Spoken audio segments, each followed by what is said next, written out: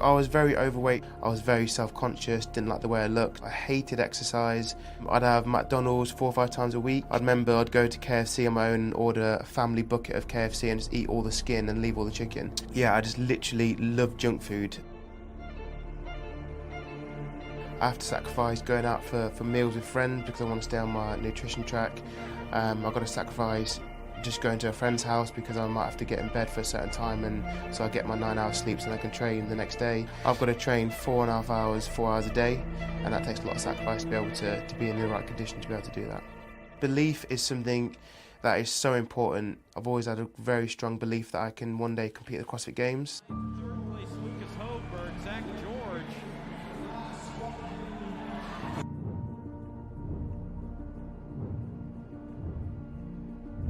Failure is something everyone goes through. I've been through lots of failures in my CrossFit career.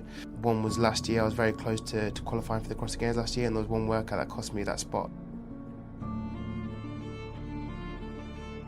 Everyone's going to have failures, but it's how you learn from them, how you progress from that makes the difference. So you should never be scared of failure. You just got to be willing to learn from the failures that you have in life. You never want to be last in anything you do, but I think that's a natural part of life, and you are going to come last in certain aspects of life. But I think you can learn a lot from coming last in anything, and you've got to use that and learn from it.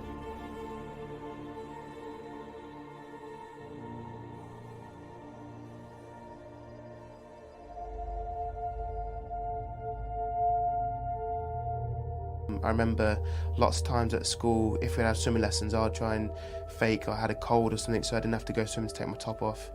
I remember lots of times being at home, if my parents had friends around, I'd always run upstairs and just kind of hide away if I had my top off because I was so embarrassed of how I looked. Very overweight, not confident in my own body. I remember my dad was trying to get me to lose weight for many years. And my mum was always like, oh, he's fine, he's perfect, like I can never do anything wrong in my mum's eyes. And then my dad said, we'll give you a goal to work towards, and if you do it, we'll get you the PlayStation 2 that you've always wanted. So I really wanted the PlayStation 2 at the time, so I was like, right, I'm just going to eat a little bit less junk, and I reckon the weight will drop off. So after a month, we weighed myself, lost some weight. I can't remember how much weight I lost, but I felt really good and proud of myself. It was the first time I'd ever set a goal and then worked towards it and achieved it. I was starting to like the way I looked because I looked a little bit less overweight, so I was wearing different clothes, I was getting a little bit more confident in my body. So that was like the kickstart to my fitness journey. It's really important to set goals, put things in place to achieve those goals, and then tick them along the way. And I think once you achieve the little goals, it really gives you a massive confidence boost, it keeps you motivated, and it makes you feel extremely proud, and it doesn't let you get stale because you're always achieving a goal, feeling great about yourself, and then working towards the next goal. I'll put markers that I'm aiming towards to tick off, and it's just a little mental trick that if you're doing a 10-round workout, 10 rounds seems a lot, and you think, God, I've got to do 10 rounds this workout, it's going to take forever. But if you just take one round at a time, do one round, tick it off, then I'm just thinking about the next round, tick it off.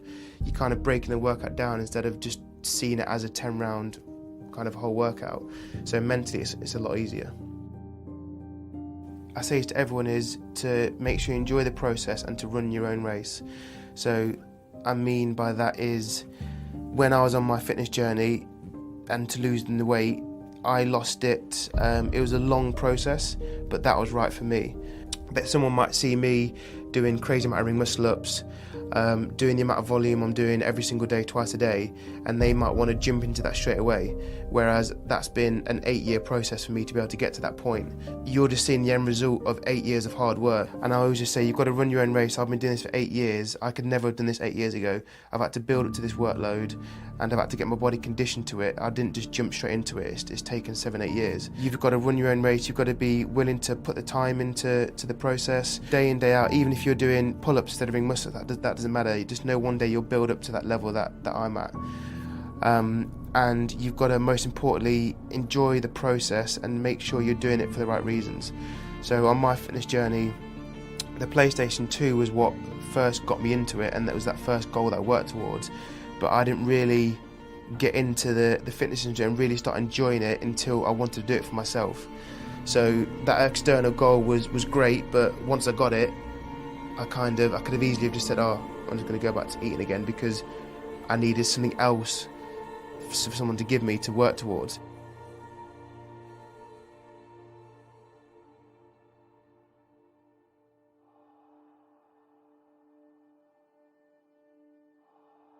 Some people are born with a strong mentality, but then it's also something you can develop throughout your career. So I definitely wasn't as mentally strong as I am now 7 years ago, just because that everyday pursuit of coming into the gym, working as hard as you can, pushing yourself to limits, that resilience and strong mindset is definitely something you can work on.